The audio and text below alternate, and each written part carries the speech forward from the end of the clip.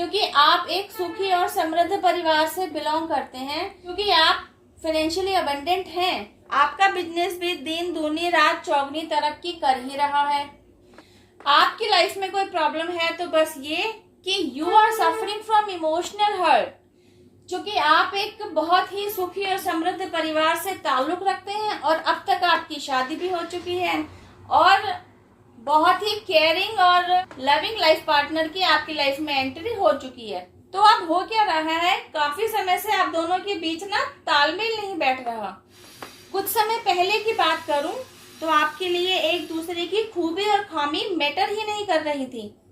आप बहुत ही अच्छी अंडरस्टैंडिंग के साथ चल रहे थे, लेकिन अब क्या हो रहा है, क्योंकि आपने एक दूसरे को समझना कम कर दिया है और एक दूसरे के साथ कम्युनिकेशन भी कम हो गया है, तो आप दोनों के बीच किसी भी वजह से तालमेल की स्थिति बन ही नहीं पा रही है।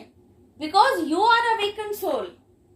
आप वे इंसान हैं, आप अवेकनिंग प्रोसेस जर्नी से गो थ्रू हो चुके हैं, इसलिए आप यह भी समझ पा रहे हैं कि आपकी और आपके लाइफ पार्टनर के बीच बन रही सेपरेशन की वजह कहीं ना कहीं आपकी या उसकी किसी की भी ब्लड लाइन में आए ब्लॉकेज हो सकता है।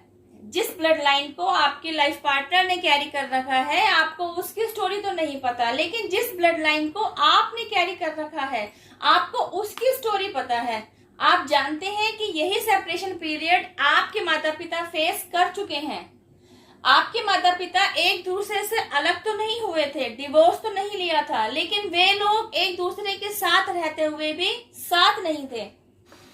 Because of any kind of reason उन दोनों के बीच में अनबन की स्थितियां बनी ही हुई थी और इन्हीं अनबन की स्थितियों के चलते इसी पेनफुल स्ट्रेस में उन दोनों ने अपना अपना शरीर भी छोड़ दिया था। Because you are awaken now, तो आप यह भी समझ पा रहे हैं कि कहीं ना कहीं यही ब्लड लाइन पेन आपकी तरफ कैरी फॉरवर्ड हो गया है। अब आप न केवल खुद के लिए हीलिंग चाहते हैं, खुद को हील करना चाहते हैं, बल्कि अपने ब्लड लाइन में आ रखे पेन को भी हील करना चाहते हैं और अपने सिस्टर्स को भी हीलिंग सेंड करना चाहते हैं। Because you are aware now, तो आपने अपने ही ब्लड लाइन में चलते चले आ रहे इस पेन को समझ लिया है और आपने यह भी समझ लिया है कि अब अगर आपने यहाँ इनिशिएटिव नहीं लिया, आपने यहाँ मेजर रोल प्ले नहीं किया, आपने इस पेन को हील नहीं किया, तो यही पेन आपकी ही आगे आने वाली जनरेशन में कैरी फॉरवर्ड हो सकता है। तो आप चाहते हैं कि आप इस पेन को हील करने पर आप काम करें। तो guys, if you are facing this kind of situations, अगर आप ऐसे ही किसी दर्द को, दुख को, परेशानी को झेल रहे हैं, फेस कर रहे हैं, तो यह वीडियो आपके लिए बहुत कामगार साबित हो सकता है। यह वीडियो आपके लिए माइलस्टोन का रोल प्ले कर सकता है। तो आपने क्या किया, अपनी स्वर्गीय माताजी की तरफ से अपने ही स्वर्गीय पिताजी को और अपने ही स्वर्गीय पिताजी की तरफ से अपनी स्वर्गीय माताजी को फॉरगिवनेस प्रेयर भेजनी शुरू की। इस फॉरगिवनेस प्रेयर को यूज करते हुए आप अपने पिताजी के सामने क्षमा याचना करते हुए कह रही हैं, मैं आपसे मम्मी की तरफ से क्षमा याचना करता हूँ, आप मेरी मम्मी को क्षमा कर दीजिए। मेरी आपके लिए श्रद्धांजलि है कि आप अपनी आगे की यात्रा पर अग्रसर होइए। She is sorry, please forgive, thank you, she loves you. She is sorry, please forgive, thank you, she loves you.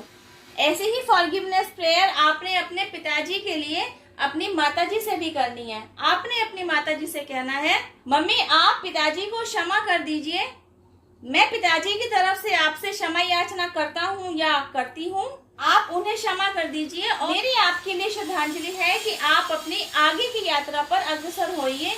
He is sorry, please forgive, thank you, he loves you. He is sorry, please forgive, thank you, he loves you. यह forgiveness prayer तो वो है जो आपने mummy की तरफ से पिताजी को और पिताजी की तरफ से मम्मी की तरफ सेंड की है। अब आपने एक और फॉरगिवनेस प्रेयर करनी है, अब आपने एक और क्षमा याचना करनी है जो आपके ही स्वर्गीय माता पिता की तरफ से गॉड की तरफ जानी है। अब आप अपने स्वर्गीय माता पिता की तरफ से ईश्वर से क्षमा याचना करेंगे, हे ईश्वर आप मेरे माता पिता को क्षमा कर दीजिए, उनकी मोक्ष प्राप्ति का रास्ता खोल दीजिए। मैं आपसे उनकी तरफ से क्षमा याचना करती हूँ या करता हूँ। They are sorry, please forgive, thank you, they love you. They are sorry, please forgive, thank you, they love you. ऐसी क्षमा याचना आप बड़े ही श्रद्धा से, बड़े ही सच्चे मन से आप कीजिए। इस तरह क्षमा याचना करते हुए, इस फॉरगिवनेस प्रेयर को यूज करते हुए एक्चुअली आप अपने ही माता पिता की तरफ हीलिंग सेंड कर रहे होते हैं।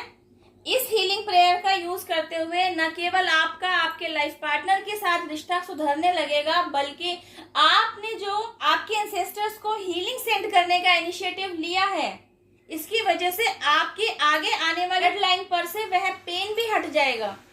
एंड यू नो व्हाट, जब आप इस हीलिंग प्रेयर को पूरी श्रद्धा से, सच्चे मन से करना शुरू करते हैं ना, तो आपको सपनों के द्वारा दिव्य संकेत दे दिए जाते हैं कि आपकी हीलिंग आपके एंसेस्टर्स तक पहुंच रही है।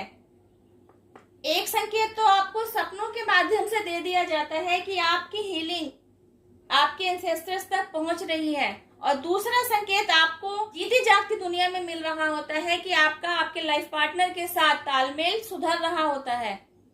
वह सेपरेशन पीरियड जिस भी वजह से आप दोनों के बीच में आया होता है, आप बैठकर उस टॉपिक पर डिस्कस करते हैं, उस प्रॉब्लम को सॉर्ट आउट करते हैं और फिर से एक दूसरे के साथ खुशियों भरी जिंदगी को जीने लगते हैं, और आगे चलकर बच्चे आपके लाइफ में जुड़ते चले जाते हैं और आपकी खुशियों को और बढ़ाते चले जाते हैं। गाइज, यह वीडियो बनाने के पीछे का पर्पस बस यही है कि कई बार हमें और आपको यह पता ही नहीं होता कि हमारे साथ जो प्रॉब्लम चल रही है, जिस तरीके का इमोशनल हर्ट हम झेल रहे हैं, जिस पेन में हम और आप हैं, उसकी जड़ कहीं ना कहीं ब्लड लाइन पर चलते चले आ रहे पेन में कहीं मौजूद है। तो जब आप आपके ब्लड लाइन में चलते चले आ रहे पेन के लिए उस रूट को, उसको समझ लेते हैं, उसको पकड़ लेते हैं, उसे बाहर निकालने का इनिशिएटिव लेते हैं, उस पर काम करते हैं, तो आप अपनी ब्लड लाइन को उस पेन से फ्री करवा पाते हैं। गाइज, आजकल के लाइफ में यह समस्या बहुत ही जटिल बनी हुई है। ज्यादातर लोगों के बीच में सेपरेशन पीरियड से न किसी वजह से आ ही रहा होता है, because they were unable to find out the cause behind the reason.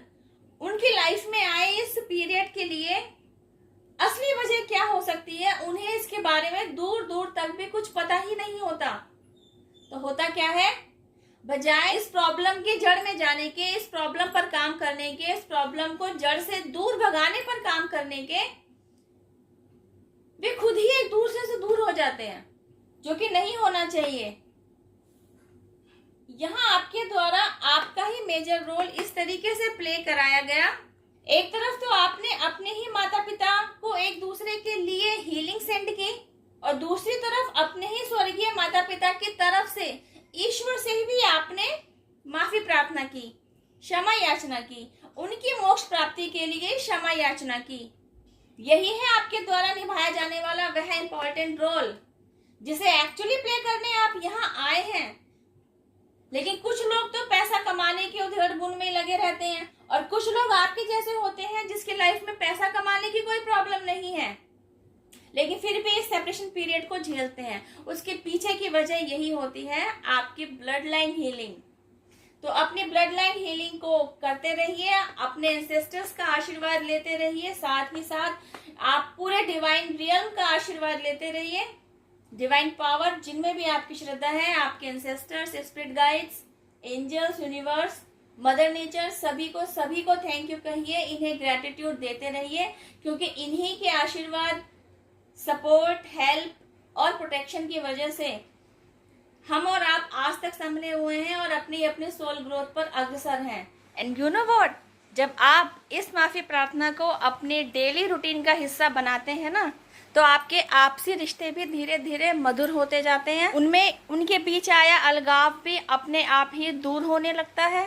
Life में जिस जगह भी आप स्टक हो गए थे, आपकी ग्रोथ में अवरोध उत्पन्न हो रखा था, वह अवरोध भी हट जाता है और आप अपनी लाइफ को ग्रोथ की तरफ जाता हुआ देखते हैं, या यूं कहिए ग्रोथ को अपनी लाइफ में आता हुआ देखते हैं। गाइज, यह एक डिवाइन वर्क है। तो जब आप अपनी तरफ से इस डिवाइन वर्क में कंट्रीब्यूट करते हैं, तो सोचिए डिवाइन अपनी तरफ से आपको क्या क्या नहीं दे देते।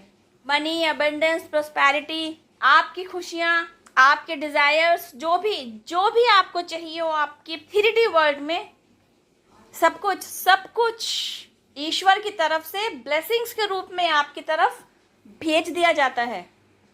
Thank you for watching my video. अब मैं आपसे मिलती हूँ मेरी नेक्स्ट वीडियो में। टिल देन हैव पेशेंस, रब्बा खैर, जय माता दी, टेक केयर, बाय।